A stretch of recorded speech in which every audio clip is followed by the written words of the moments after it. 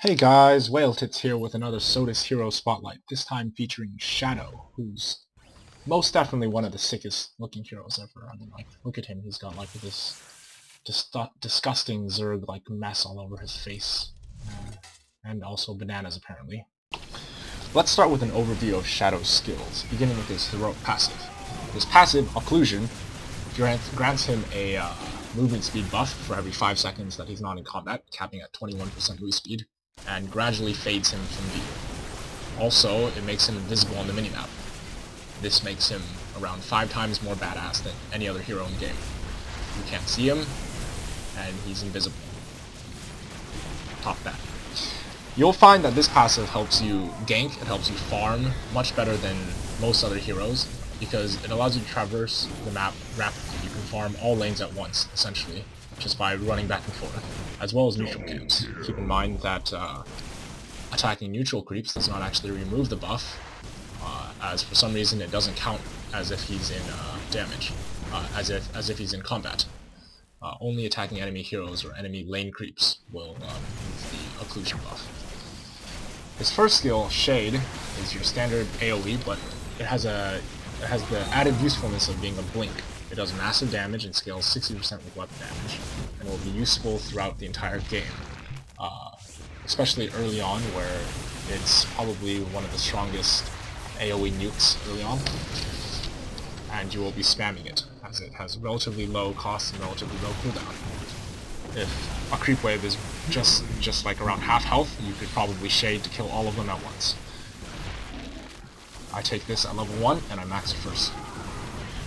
His next skill, Vortex, is, well, think about it as a AoE lockbox, because that's essentially what it is. It's a 2-second remove from the game, sucking black hole death.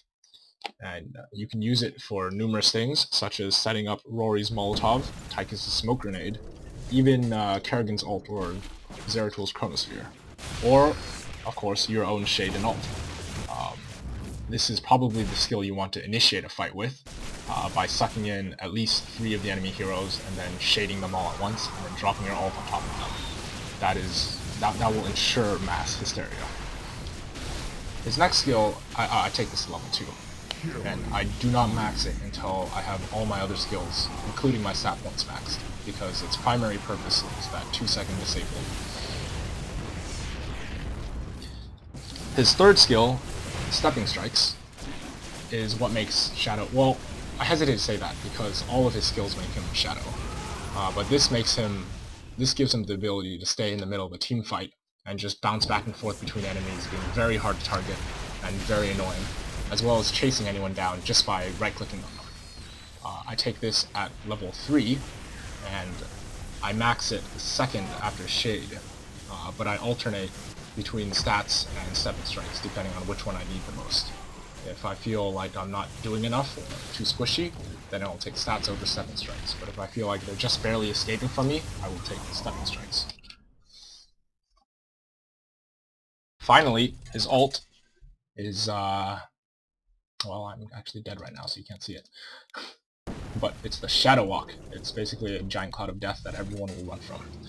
And while the buff to Shadow himself has been heavily nerfed since 4.0's 5.0, where it was 60% time bonus, which equated to a 60% move speed and 60% attack speed buff, now the other effect is much stronger as opposed to just cloaking Shadow. It reduces the vision of enemy units within the shroud to 0.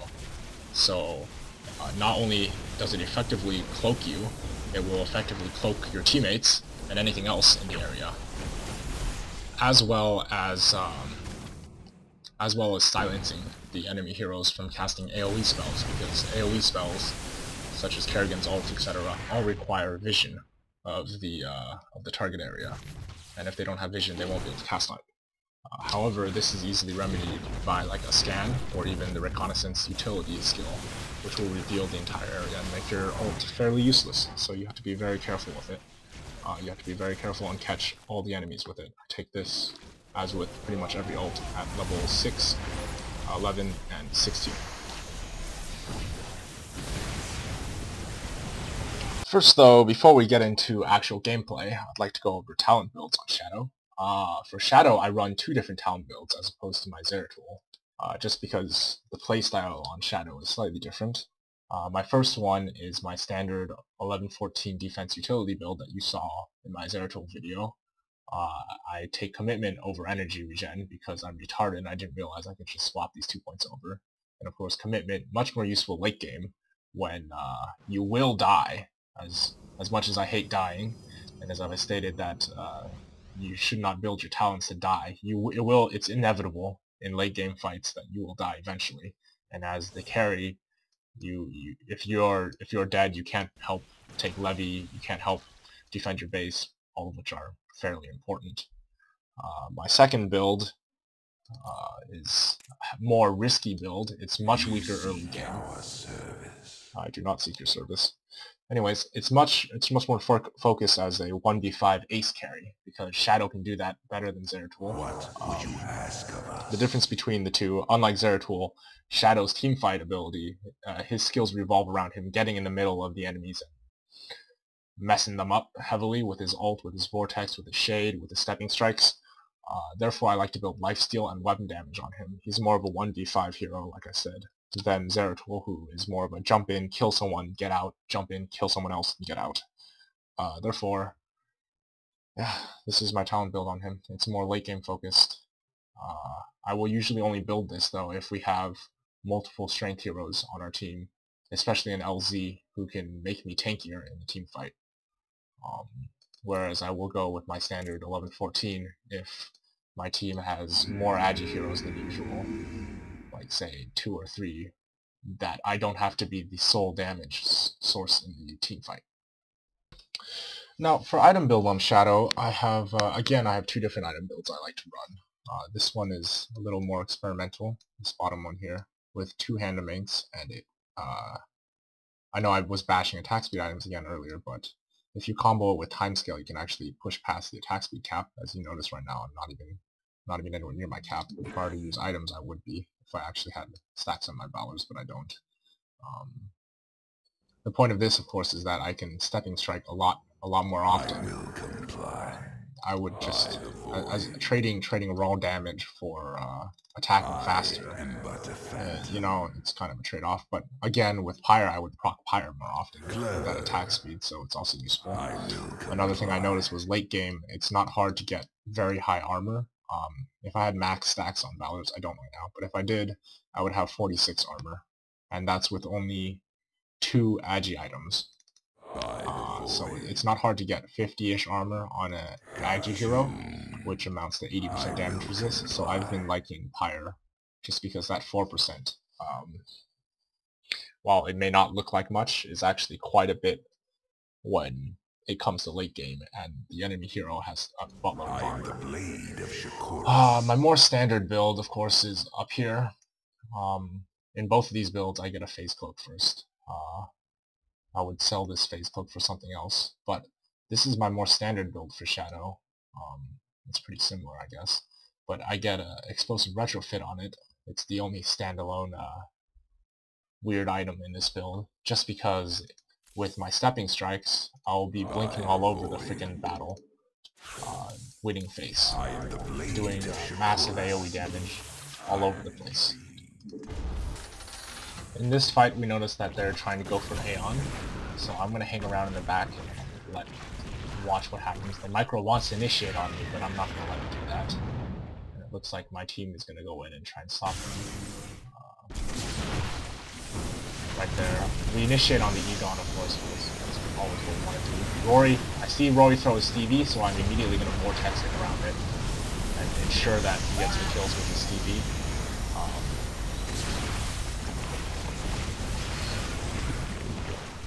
I'm just going to ignore the micro. I'm going to try and help out our Tychus here.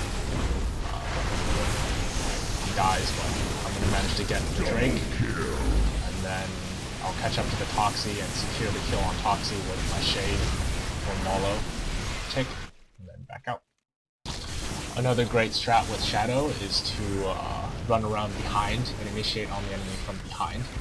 You'll see here, I'm cloaked in there, I'm going to Vortex initiate on their mid carry, who's actually the mid. And then just run in there with my ult. They can't see a thing in there. Actually, let me switch their vision in this situation just to see something like this. Here they are. They think they're getting a good fight on. They're pushing in, and none of them are paying any attention to me back there. Bam! There's the vortex. There's my ult. Suddenly they can't see anything. They just see themselves die at this point.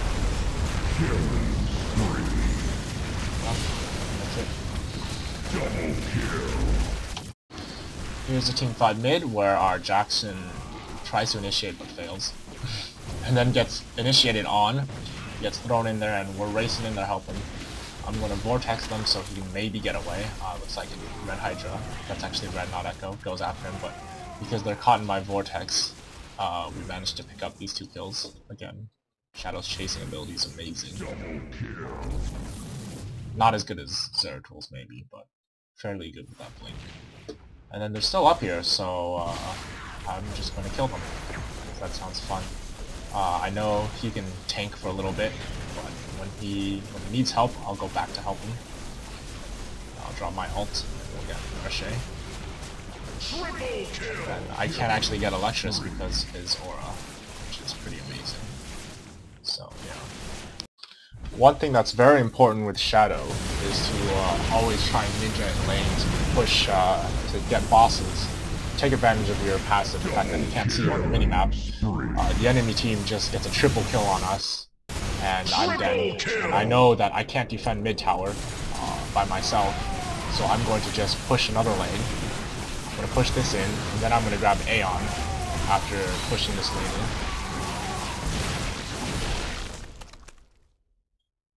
Grabbing Aeon. And then immediately after I'm going to port to another lane and push that lane in. This is important with Shadow. Very, very important. With this Aeon kill, I make up for the triple kill they just got. And the tower push that they just got. Of course, they don't know where I am, but they never did. Immediately porting bot.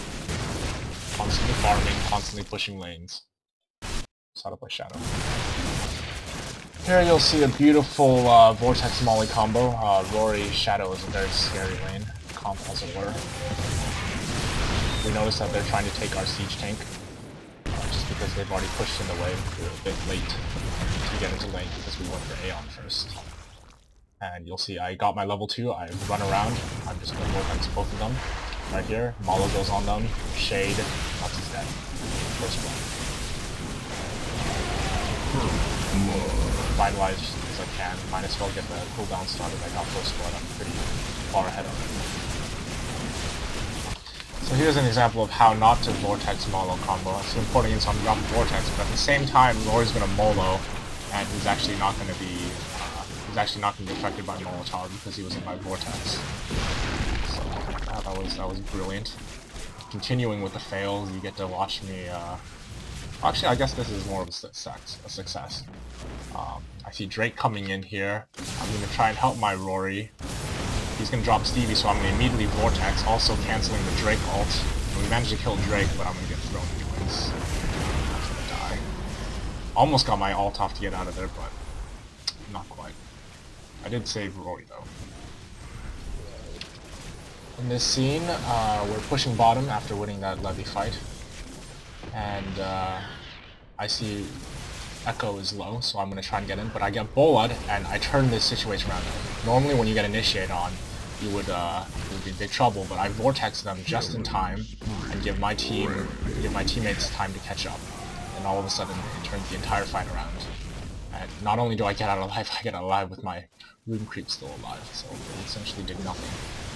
They just straight up fled after that vortex. Here's another use of vortex to save myself from being thrown. And dying consequently. You see how low my health is. I definitely would have died with that one. In this engagement here, which would be certain death for most people, it's I come in here and I want to farm this. I'm a little greedy, and I end up getting thrown into a 1v3. But I managed to vortex myself fast enough and then plop my ult down, and then actually make my way out with the kill. almost a double kill, but Crispy gets away just barely. So I turn a 3v1 around into a kill and almost a second kill. Now, in this scene, they just took Levy. We lost a team fight around Levy, and they took it. And I'm the only one up. So I'm going to drop my Vortex, get as many of them in, and then drop my ult. They can't really do anything to me while I'm in my ult, as long as they're all stuck in it. But I know that they've gotten out of my ult, so I'm going to run away as fast as I can. I'm going to face Cloak and get out of there. Sorry, Boros, but you are dead. And now I know they're going to push into mid with their Levy buff. All 5 of them there. And if you saw, it's just me, Micro, Vorpal. Micro's about to die here. So really it's just me, Vorpal, and Jackson is just respawned. And they're all pushing around this tower, so I'm going to face Cloak in. All of them in my Vortex. Shade, Jackson ult, and suddenly the game just turned completely around. Even with Levy buff, we just 3v5'd their entire team. Learn to Vortex. Alright, in this next team fight, you'll see why I get Explosive Retrofit on Shadow. Oh wow, that was crazy lag. Anyways, our Tychus gets initiated on, which is, and it becomes a 4v5 very fast, but with Zerkan shields, I'm not terribly scared. Looks like they're backing out because Electra's popped his ult. I'm gonna try and run in here. Now watch these 3. Look at their health going down. It's the power of Explosive Retrofit. Essentially shade on every attack. I was killing all 3 of them at once. In this fight, my laning partner just died. I'm low, and I figure that they're gonna tower dive me, which is exactly what they choose to do. So they throw me into this corner, and I'm gonna drop my ult, hoping that it blocks their vision. I realize very quickly that it doesn't, but I'm just gonna stand still anyways, because I don't want to take creep aggro. It would actually kill me if I'd attacked him. Instead, I just get out barely with my life and a kill. In this video, I decide to swing over the mid gank. I see he's very low, so I'm just gonna dance outside of his moves, outside of his vision for a while until he overextends. He's gonna come in shortly here. The moment he comes in, Wild Shadow appears. My move speed from my passive, easy kill. Here you will see an example of how not to take Aeon. This late in the game, I should expect that they have some kind of ward or visioning, but I go for it anyways. I see the Strength Bear and I decide to take advantage of it. And of course, Corsa appears. I'm going to Vortex him so he wastes his ult as much as possible.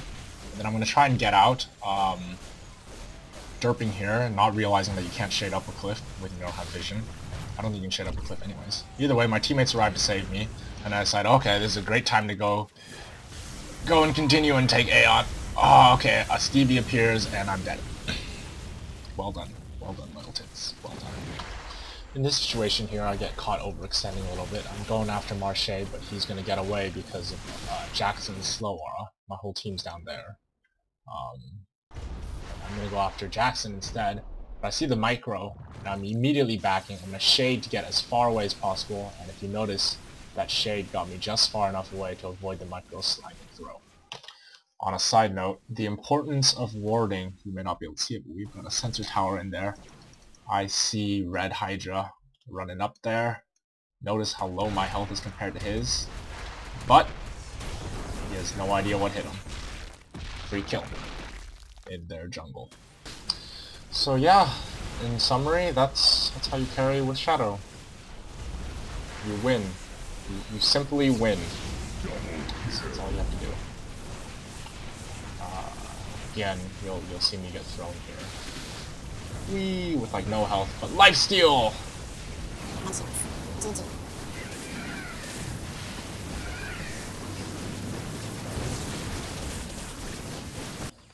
Look at that. 23-1-6. Shadow. And that was a 4v5. Crazy Soldier was our mid, but he dropped early on. Disconnected because his internet crashed. GG. Till next time. Peace out.